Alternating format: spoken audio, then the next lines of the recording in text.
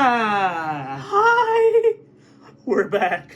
10 and 11. Yeah, sorry we couldn't do the episode last week. We just needed a break. Yeah. It's not even the show is bad, it's just... we needed one. Yeah, we needed one. We've been doing this like week to week, yeah. Yeah, so... But yeah, like episodes 10 and 11. The reason we didn't do 12, it's a two-parter followed with 13, so... Yeah, so we have to do that next week. Alongside episode 14. Alongside episode 14, exactly. So yeah, episode 10. Grandis, the simp. Oh my god. AKA a horn dog for Captain Nemo. Oh my god, this entire episode was basically just her horning in on the guy. Yeah. I mean, I don't blame her. He is kind of hot. Oh, come on. He is. I mean, okay, whatever. But yeah, like... Yeah, Nemo... He's such a doofus. He has those Shinji vibes where he's like... No, he's not a doofus. I think eventually he does figure it out, but let's just say he already has someone in mind. Who is it? You'll find out. Is it the blonde chick? Damn it. Knew it! Ha! Yep. But yeah, like... But yeah, like the blonde Electra. Okay, I'm going to... It's to get her with the daredevil. Just call her E. No, I'm calling her Electra. That sounds... Anyway, Electra basically tells Jean that, you know, she and Nadia can't sleep in the same room because they might start boinking because they're teenagers. And, you know, teenagers get horny. Which... I mean, they haven't so far, so really that point was mute. That only served to bring attention to them. Yeah. And create, like, conflict for no reason. Yeah. Then we get attacked by Gargoyle. Again, the Ku Klux Nazi. Yeah. I'm never... that's the new tagline. Ku Klux Nazi. Yeah. And they basically somehow drop sea mines. I'm like, look, I'm not... In 1889, there are sea mines. Oh my god. How are there sea mines? If I recall, maybe I'm total bullshit. I mean, I'm an historian, but I don't think those exist yet. I think they were implemented in World War One. It gets worse in episode 11 when you find out the power source for the goddamn submarine. We'll get to it. So yeah, they have landmines somehow in 1889. And this results into a unique team-up between Samson and Hansen and John. Wait, before that.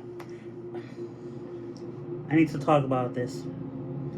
There's a Ku Klux Nazi woman, and her voice is hot, but I'm like, why am I getting horny just because of her voice? Why? Oh! You deserve that one. What the? Okay, moving on. So yeah, John and Hansen and Samson.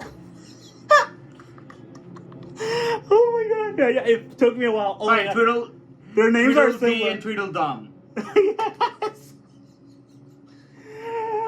Okay. So yeah, they team up to defuse the landmines, I guess. Yeah. Well, originally it was just supposed to be the Grandis crew all together to do it, but they knocked out Grandis herself. Yeah, because they're like... Yeah, they don't want her to die. Yeah. And John snuck aboard, so... Yep. Yeah, fuck that. Yeah. They managed to do it while almost getting themselves killed. Yeah. Thank you, plot armor. I mean, it's not that bad. Like, it's not SAO bad. Dude, everything has plot armor if you know where to look for it. True. But yeah. It's just when it runs out. Yeah. But yeah, like, this episode 10, I give it a 7. Yeah. It was good. I agree. Episode 11 is basically just seeing what the new dynamic is with the crew. Yeah, that episode... Now that they're all together, and now that the Grandis crew is working alongside the Nautilus crew and just becoming new Nautilus members. I like to call this episode the Tom and Jerry episode, since they... Pretty much. We get to see what their positions are in this, in the crew now. Yep. For John, Hamson, and Samson, They're basically studying the technology of the ship, Yep.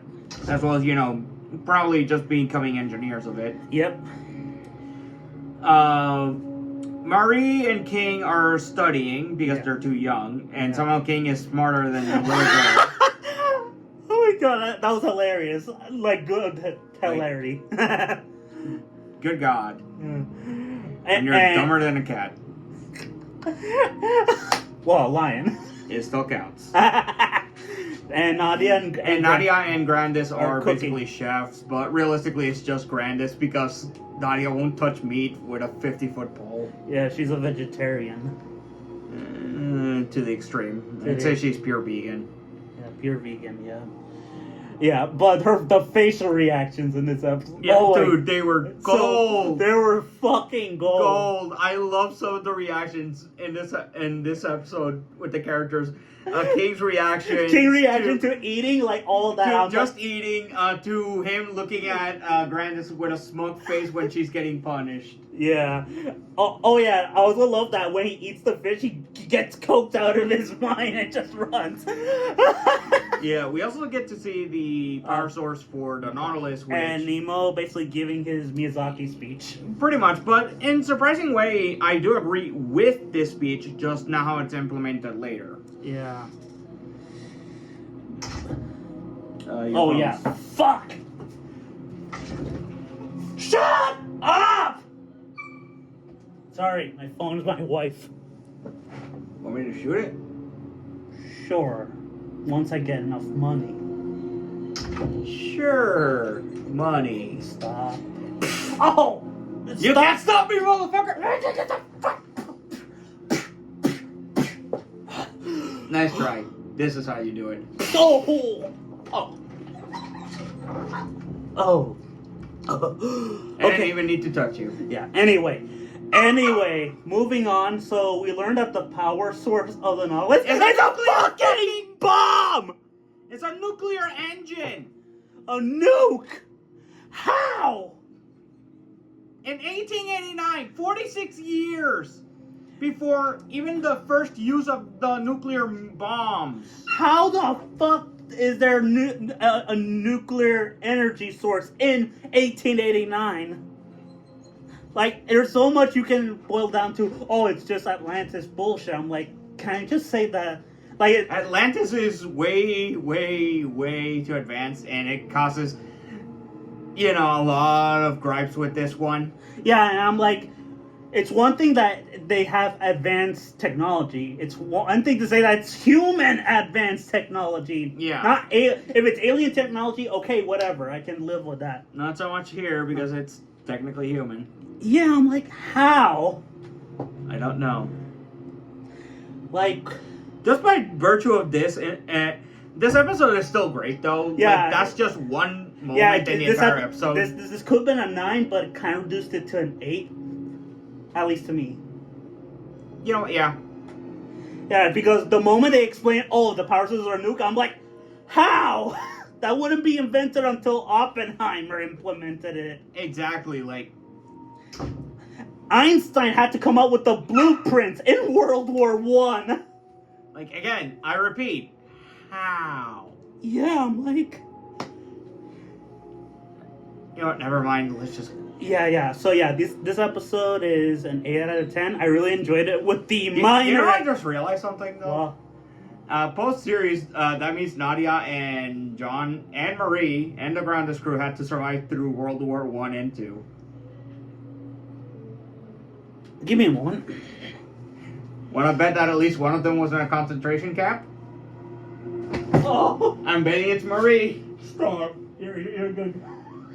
Poor Marie. Now she lost her parents. Now she sees a nothing. Damn. Scheiße! Sorry. Yeah, just for that, Sorry. Okay, Come yeah. here. Oh! Yeah, I had it coming. Sorry. Oh, and, Yeah.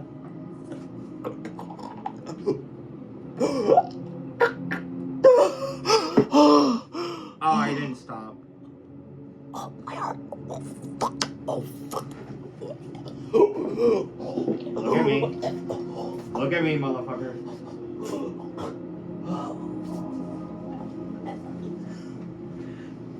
Oh my god. So yeah, I give this episode an 8 out of 10. Like, could have been a 9, but the whole nuke thing kinda... Yeah. Yeah, as well as that pleasant little thought of what happens post-series. Yep. Would you give it an 8 as well? Yeah.